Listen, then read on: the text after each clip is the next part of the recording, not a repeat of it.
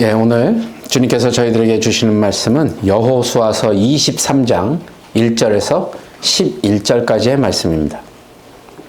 여호수아서 23장 1절에서 11절까지의 말씀입니다. 우리 한 절씩 교독하도록 하겠습니다. 여호수아서 23장 1절에서 11절까지입니다. 여호와께서 주위의 모든 원수들로부터 이스라엘을 쉬게 하신 지 오랜 후에 여호수아가 나이가 많아 늙은지라. 여호수아가 온 이스라엘 곧 그들의 장로들과 수령들과 재판장들과 관리들을 불러다가 그들에게 이르되 난 나이가 많아 늙었도다. 너희의 하나님 여호와께서 너희를 위하여 이 모든 나라에 행하신 일을 너희가 다 보았거니와 너희의 하나님 여호와 그는 너희를 위하여 싸우신 이시니라. 브라데가 요르단에서부터 해지는 쪽 대까지의 남아있는 나라들과 이미 멸한 모든 나라를 내가 너희를 위하여 제비보가 너희의 지파에게 기업이 되게 하였느니라. 너희의 하나님 여호와 그가 너희 앞에서 그들을 쫓아내사 너희 목전에서 그들을 떠나게 하시리니 너희의 하나님 여호와께서 너희에게 말씀하신 대로 너희가 그 땅을 차지할 것이라. 그러므로 너희는 크게 웃어 모세의 율법책에 기록된 것을 다 지켜 행하라. 그것을 떠나 우로나 자로나 실시지 말라. 너희 중에 남아있는 이 민족들 중에 들어가지 말라. 그들의 신들의 이름을 부르지 말라. 그것들을 가리켜 맹세하지 말라. 또 그것을 섬겨서 그것들에게 절하지 말라. 오직 너희 하나님 여호와에 가까이 하기를 오늘까지 행한 것 같이 하자. 이는 여호와께서 강대한 나라들을 너희 앞에서 쫓아내셨으므로 오늘까지 너희에게 맞선 자가 하나도 없었느니라. 너희들 중 한 사람이 천명을 쫓으니 이는 너희의 하나님 여호와 그가 너희에게 말씀하신 것 같이 너희를 위하여 싸우시리라. 11절 같이 읽겠습니다. 그러므로 스스로 조심하여 너희의 하나님 여호와를 사랑하라. 아멘. 할렐루야. 예. 이제 여호수아서도 이제 마무리 단계에 들어갑니다. 예. 오늘 본문인 여호수아 23장 이제 1절은 여호수아가 뭐라고 되어 있냐면 나이가 많아 늙었다라는 말로 이제 시작을 하게 됩니다. 많은 학자들의 견해로는요, 한번 이게 그때 나이를 추산을 해보니까 한 110세쯤 된 것 같다라고 연구를 했습니다. 그러니까 40년의 광야 생활 때 모든 청춘을 거기에 다 바쳤고요. 또 갈렙이 헤브론 산지를 달라고 할 때가 몇 살이었냐면 85입니다. 85세 때요. 그러니까 그 후에 가나안 정복을 했고 또 이런 것들을 다 추정해보고 해보면 한 110세로 나이를 가늠해 보는 것이 아주 적당한 추론이라고 보여집니다. 그러고 나서 오늘 본문 2절에 보니까 자신의 입으로 이렇게 얘기하죠. 나는 나이가 많아 늙었도다 라고 이야기를 합니다. 어쩌면 이제 마지막 때를 준비하고 있는 여호수아의 모습을 보는 거죠. 그러니까 이제 숨을 거두기 전에 침상에서 누워서 말하고 있는 한 어떤 노인의 모습을 연상시키는 듯한 그런 본문의 말씀입니다. 사실 사람이 늙어간다는 것, 나이를 먹어간다는 것은 누구도 거스릴 수 없는 자연스러운 겁니다. 그래서 인간이 이걸 어떻게 해서든지 극복하려고 어떻게 하면 한 살이라도 더 살 수 있는 방법을 막 연구하죠. 그래서 좋은 것들도 막 먹게 되고요. 건강을 유지하려고 하고요. 그런 것들이 있습니다. 그런데 불로장생을 추구했다는 유명한 사람 중에 한 사람이 중국의 진시황이거든요. 진시황도 결국은 죽었습니다. 그리고 이제 자칭 예수라고 하면서 세상을 돈으로 살해했던 어떤 이단의 교주도 보면 결국은 죽었습니다. 의학이 발달한 이 미국에서도요, 아니면 저 오지 아마존에 살고 있는 원주민도요, 결국은 죽습니다. 아무리 좋은 곳에 살고 의학이 발달한 곳에 살든 밀림 지역에 사는 원시인이든 다 죽음을 면할 수는 없다는 거죠.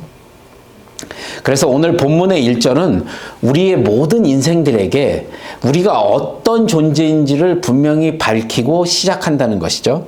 그래서 뭐라고 얘기하냐면 누구나 피할 수 없는 인생의 마지막이 있다라고 얘기하는 겁니다.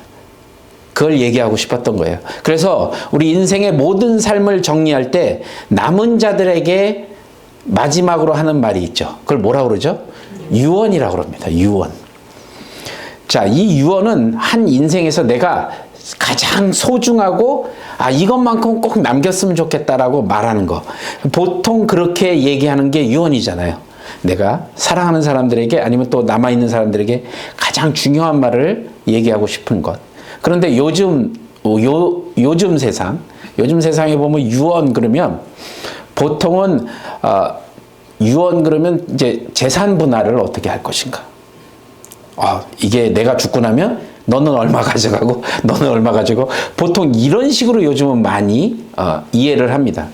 그러니까 내가 죽으면 아내는 몇 %, 큰아들, 둘째, 셋째 몇 %씩 이거에 관심이 많아요. 그러다 보니까 정말 중요한 이 분이 떠날 때 가장 중요한 말을 했다는 것보다도 얼마를 남기고 갔는지를 더 관심을 두는 그런 세상에 지금 우리가 살고 있는 거죠.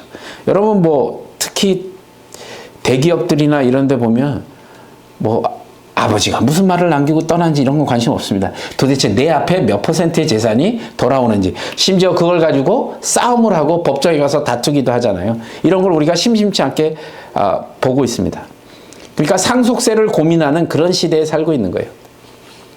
그러나 진실한 유언은 자신의 그 치열한 삶을 살았던 한 인생에 남겨진 사람들에게, 그 인생이 남겨진 사람들에게 전하고 싶은 가장 소중한 말이 되어야 된다고 저는 생각합니다. 그게 유언이죠.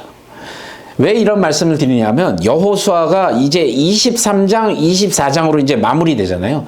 그래서 인생의 황혼역에 이제 한숨을 남겨둔 이스라엘의 위대한 지도자였던 여호수아가 이제 자신의 지나온 삶을 되돌아보고서 가장 이 사람이 남기고 싶었던 말을 이스라엘 백성들에게 남기고 싶었던 말로 당부하는 말로 이제 마무리를 하게 된다는 겁니다. 유언이죠. 쉽게 얘기하면. 그 인생의 마지막 순간에 말 한마디는 결국 우리 삶의 가장 중요한 말임을 우리가 또 다시 한번 되새겨 볼 수 있다는 것이죠.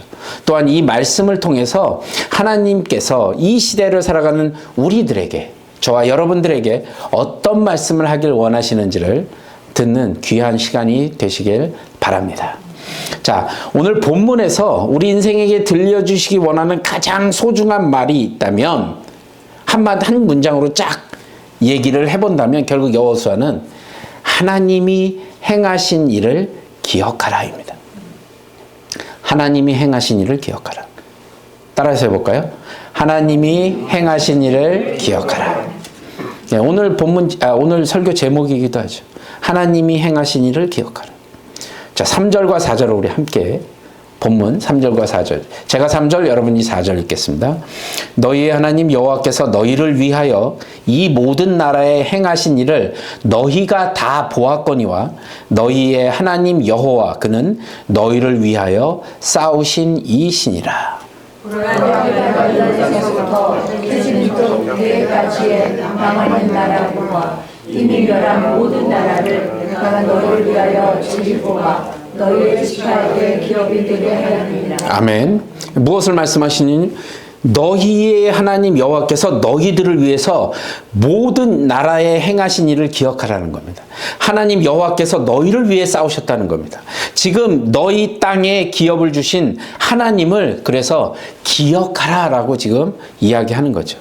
그렇다면 왜 여호수아는 그들에게 하나님이 너희에게 행하신 일을 기억하라고 말하고 있는 걸까요? 그들이 기억해야 될 이유가 있을 거 아닙니까? 그러면 왜 그런 말을 했을까? 바로 본질적인 이유가 1절에 나와 있습니다. 다시 한번 1절을 돌아가 보시면 여호와께서 주위의 모든 원수들로부터 이스라엘을 쉬게 하신 지 오랜 후에 라고 이야기하며 여호수아가 나이가 많아 늙은지라. 바로 이 포인트거든요. 여호와께서 이스라엘을 모든 원수로부터 보호하신 후에 그들은 오랜 동안 쉬고 있었어요. 그들은 어쩌면 하나님이 그들을 위해 어떻게 싸우셨는지조차도 잊어버릴 만한 그런 사람들도 생길 수 있는 그런 평안함을 오랫동안 쉬고 있었다는 겁니다. 너무 오랫동안 평화를 누린 이스라엘은 아직도 정복하지 않은 적들이 있음에도 불구하고 이미 전쟁을 해야 될 이유나 그런 목적이 없어졌을 수 있다는 겁니다. 그래서 이런 마음이 들었었겠죠. 그냥 좋은 게 좋은 건데 지금 평안하잖아. 우리 많이 누리고 있잖아. 근데 뭘 끝까지 또 가서 또 싸우고 또 빼앗고 우리 그러지 말자라고 생각했을 수도 있다는 거죠. 이스라엘은 이제는 떠돌아다니지 않아도 되는 풍족한 가나안 땅에 이제 정착을 한 거잖아요. 이제 오늘 정착을 했습니다. 가나안 백성들이 베푸는 노동력, 또 그리고 마음껏 먹고 즐기는 문화에 이미 젖어들었던 건 아닐까, 그렇게 여겨지는 겁니다. 조금 더 구체적으로 7절에 가서 보면 이스라엘의 삶을 단적으로 보여주는 구절이 등장하는데요. 7절 같이 한번 읽어볼게요. 시작. 너희 중에 남아있는 이 민족들 중에 들어가지 말라. 신들의 이름을 부르지 말라. 그것들을 가리켜 맹세하지 말라. 또 그것을 섬겨서 그것들에게 절하지 말라. 자, 이 명령들, 그들이 앞으로 이제 이렇게 되어질 것 같으니까 염려해서 말한 거가 아니에요. 7절에 이 민족들 중에 들어가지 말라. 그들의 신의 이름을 부르지 말고 그것들을 가리켜 맹세하지 말고 절하지도 말고 직접적인 우상 숭배를 금하고 있는 것은 이미요 이스라엘에 이런 일들이 있었어요. 앞으로 이렇게 될 것 같으니까 걱정한 게 아니라 이미 그렇게 돼 있다고요.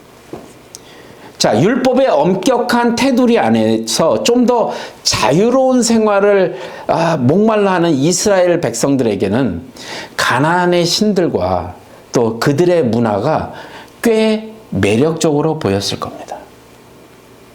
성경에서 찾아볼 수 있는 이스라엘의 역사에 매번 반복되는 그 우상 숭배와 가나안 여인들과 행음하는 그들의 모습을 자주 그래서 발견할 수 있는 겁니다.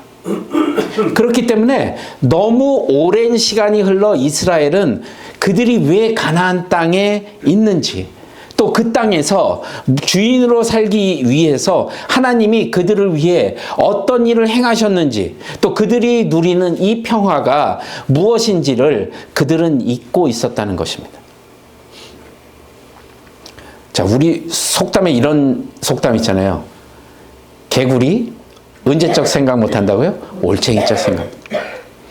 개구리도 전혀 형체를 알아보지 못하는 꼬물꼬물한 올챙이 시절이 있었음을 빗대어서 인간의 삶에서도 과거의 교훈을 삼지 않고 제 멋대로 교만하게 살아가는 모습이 있을 때 이렇게 얘기한다는 겁니다. 이게 바로 지금 여호수아가 이스라엘 백성들에게 남기고 싶었던 말입니다. 여러분, 창세기 34장에 어떤 내용이 있는지 기억하십니까? 자, 창세기 34장에 보시면 야곱에게 그의 아내 레아에게서 낳은 딸 디나가 있었습니다. 기억하시죠? 디나가 야곱의 가족이 머물고 있던 그 땅에 히위 족속들의 딸들을 보러 나갔습니다. 얼마나 궁금했겠어요. 얼마나 보고 싶었겠어요. 그래서 따라 나갔습니다. 그런데 끔찍하게도 디나는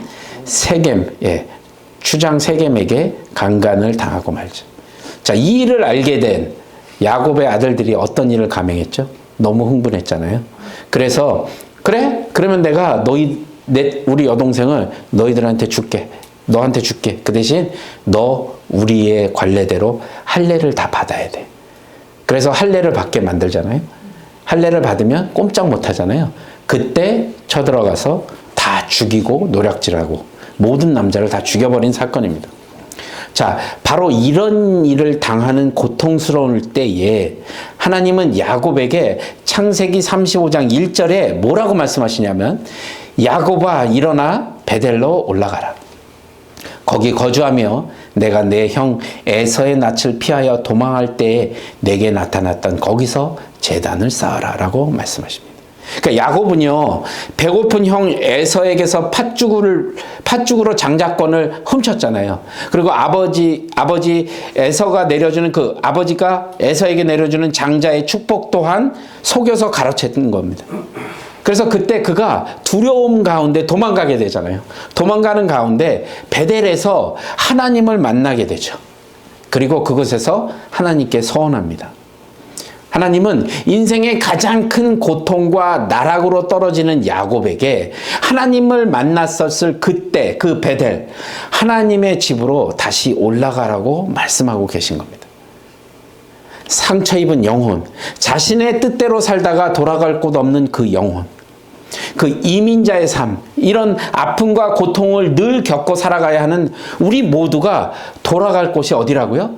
베델, 하나님의 집이라는 겁니다.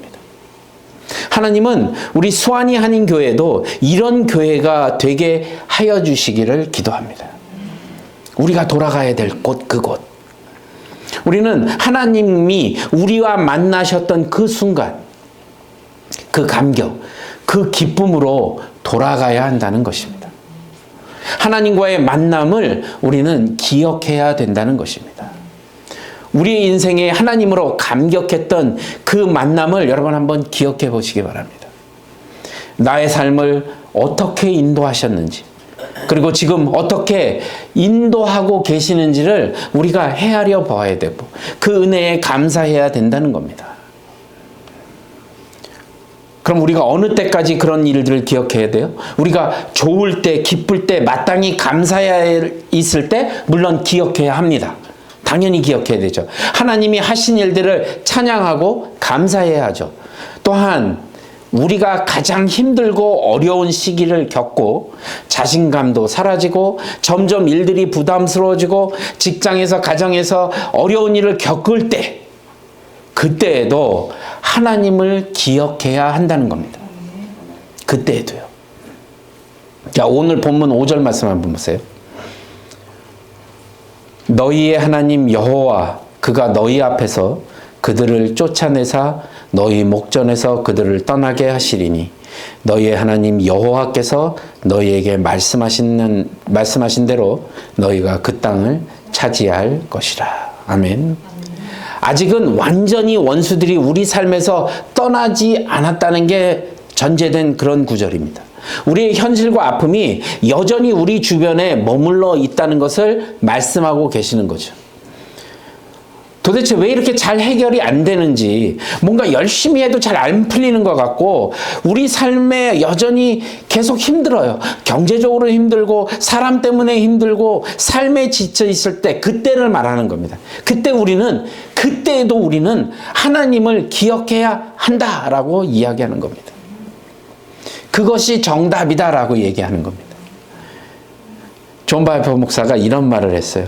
희망의 가장 큰 적 중 하나는 희망의 가장 큰 적이요, 하나님을 잊어버리는 것이다. 여러분, 적들을 여러분들 앞에서 쫓아내실 하나님을 믿고 계십니까? 여러분 인생을 책임지고 도우실 하나님을 믿고 계시냐는 겁니다. 그렇다면 사랑하는 여러분, 하나님을 기억하시기 바랍니다. 자, 그러면 우리가 하나님을 어떻게 기억해야 되냐는 겁니다. 그냥 앉아있으면 하나님이 기억나나요? 하나님을 기억하는 것은 바로 우리의 책임이기도 합니다. 우리가 하나님을 기억하며 하나님이 우리에게 주시길 원하는 그 놀라운 은혜를 붙들고 오늘 10절에 주신 것처럼 너희 중 한 사람이 1000명을 쫓으리니 라고 얘기하죠. 이 세상 가운데 여러분 한 사람이 1000명을 능히 감당하는 하나님께 붙들린 인생이 되기 위해 본문 말씀이 여러분들에게 말하고 있다는 겁니다. 어떻게 해요? 첫 번째로 하나님의 말씀을 가까이 두라고 이야기합니다. 하나님께 붙들린 인생이 해야 될 일, 첫 번째가 뭐라고요? 예. 자, 6절에 보시면 함께 읽어볼까요? 시작. 그러므로 너희는 크게 힘써 모세의 율법책에 기록된 것을 다 지켜 행하라. 그것을 떠나 우러나 좌로나 치우치지 말라. 예. 하나님의 말씀을 가까이 두라는 얘기입니다. 낮이나 밤이나 좌로나 우로나 치우치지 말고요. 여러분의 손에 들고 여러분의 가슴을 열고 말씀을 여러분 것이 되게 해야 한다는 것입니다. 여러분이 하나님의 주신 그 말씀을요, 여러분의 삶의 현장에서 적용하고 살아가는 말씀이 바로 이 말씀입니다. 좌로나 우로나 치우치지 말라는 이야기가요. 예배를 드리며 묵상을 통해서 여러분이 하나님 말씀에 붙들리는 그런 삶을 사시기 바랍니다. 아니, 그런 삶을 사십시오. 그것이 우리가 하나님 앞에 붙들리는 삶입니다. 자, 두 번째로요, 무엇을 해야 되는가? 하나님께 붙들린 인생이 되기 위해서 해야 할 일 두 번째 뭐라고요? 거짓되게 하는 모든 것에서 떠나라는 것입니다. 자, 7절 한번 읽어볼게요. 본문 시작. 너희 중에 남아있는 이 민족들 중에 들어가지 말라. 그들의 신들의 이름을 부르지 말라. 그것들을 가리켜 맹세하지 말라. 또 그것을 섬겨서 그들에게 절하지 말라. 아멘. 이 말씀은요, 우리가 하나님의 자녀답게 살지 못하게 하는 모든 것에서 떠나라는 얘기합니다. 모든 것에서. 그것이 무엇이든 간에요. 때로는 하나님께 가까이 가지 못하는 것이 우리가 굉장히 좋아하는 것일 수도 있습니다. 자, 가나안의 그 여인들, 잡다한 신들 숭배하고 먹고 즐기는 문화가 그 당시에 있었다는 거예요.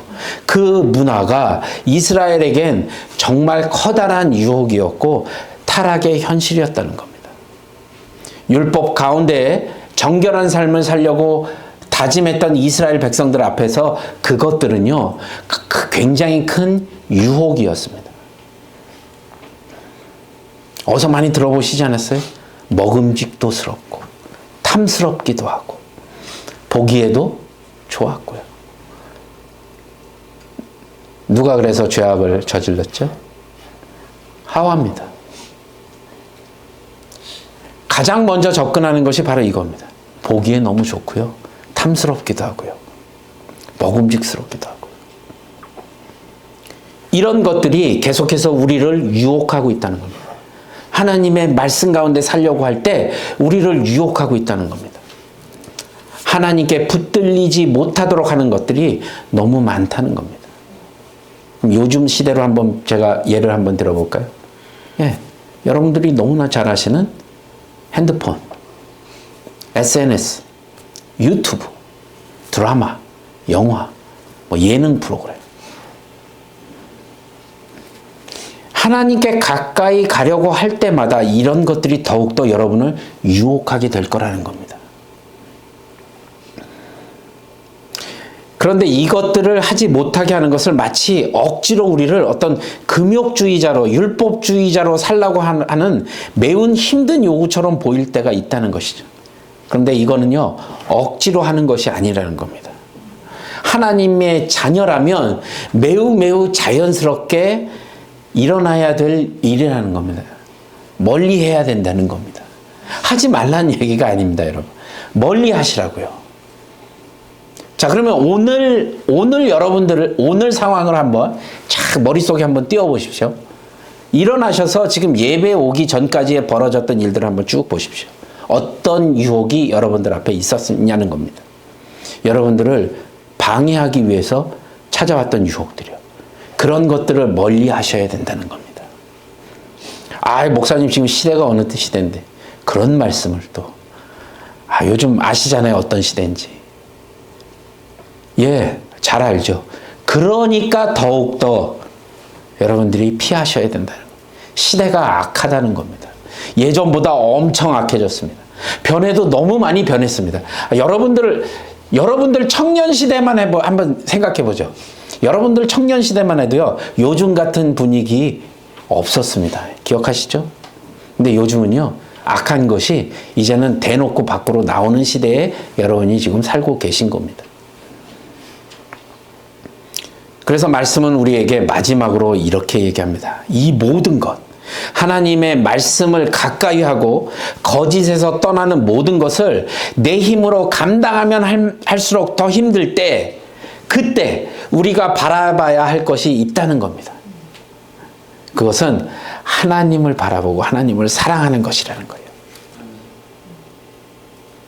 11절 말씀에 그러므로 스스로 조심하여 너희의 하나님 여호와를 뭐라고요? 사랑하라.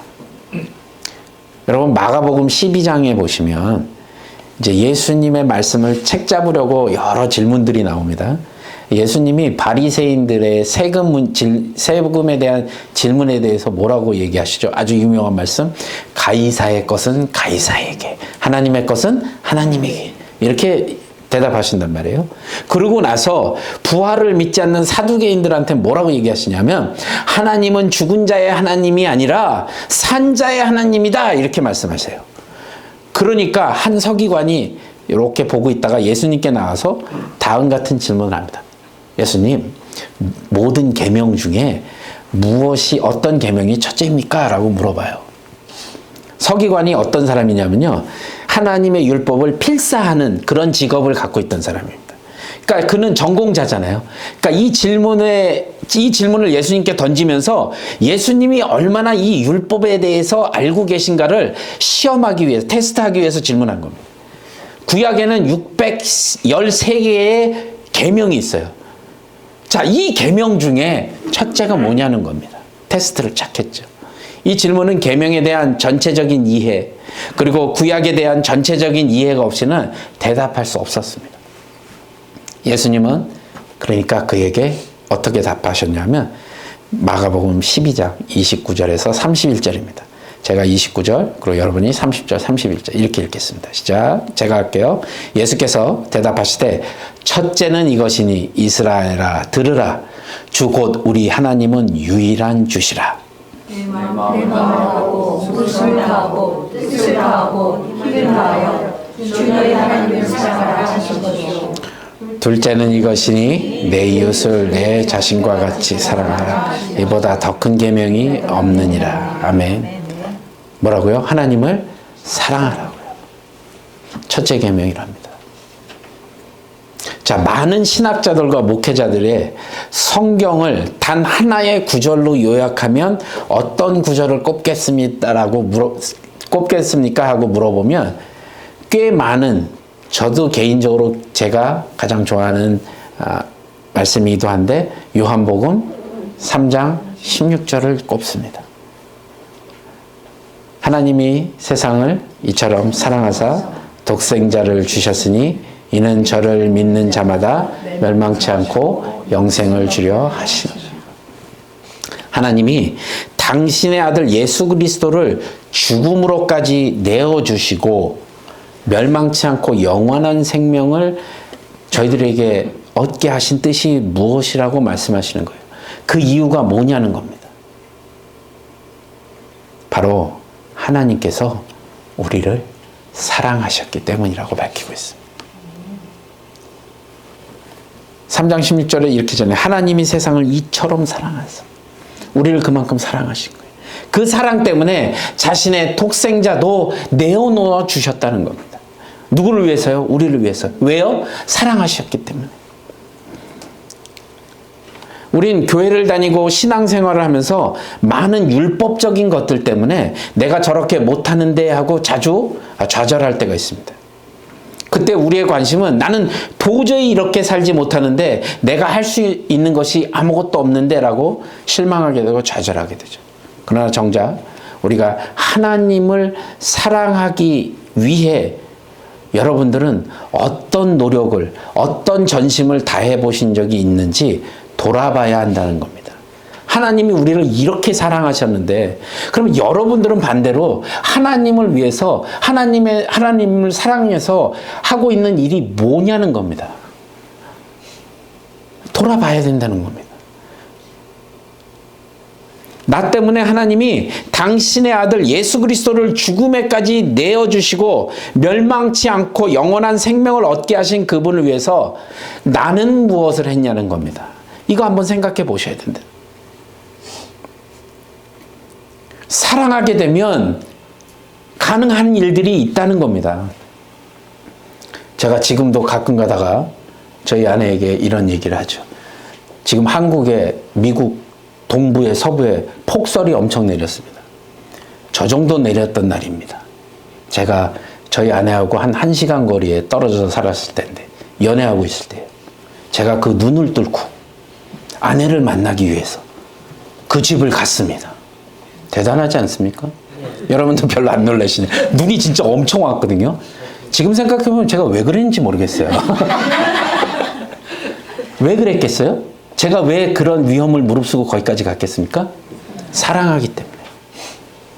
누구에게는 그 일이 무모해 보일 수 있었지만 사랑했기 때문에 제가 했던 일입니다. 하나님을 여러분들이 사랑하신다면 이런 일들이 일어나야 된다는 겁니다. 이런 일들을 위해서 우리가 노력을 해야 된다는 겁니다. 하나님을 기억하는 것은 바로 이런 겁니다. 하나님을 사랑하기 때문에 사소해 보이는 것이랄지라도 우리가 전심을 다할 때 하나님은 우리를 결코 그냥 내버려 두지 않으신다고 말씀하십니다. 여러분의 문제 앞에서 여러분의 고민과 어려운 가운데 하나님을 사랑하기 위해 헌신했던 그 아름다운 추억들을 여러분 떠올려 보시기 바랍니다. 그리고 하나님을 사랑하기 위해 여러분의 인생을 함께 걸어보시기 바랍니다. 그러면 반드시 하나님께서는 사람이 천을 상대할 수 있는 그 은혜와 능력을 여러분께 주신다고 말씀하고 계십니다. 이 약속의 말씀을 붙들고 믿고 삶을 살아가면서 하나님을 사랑하기 때문에 모든 인생을 거는 여러분에게 그런 주님의 은혜가 임하시기를 간절히 축원합니다.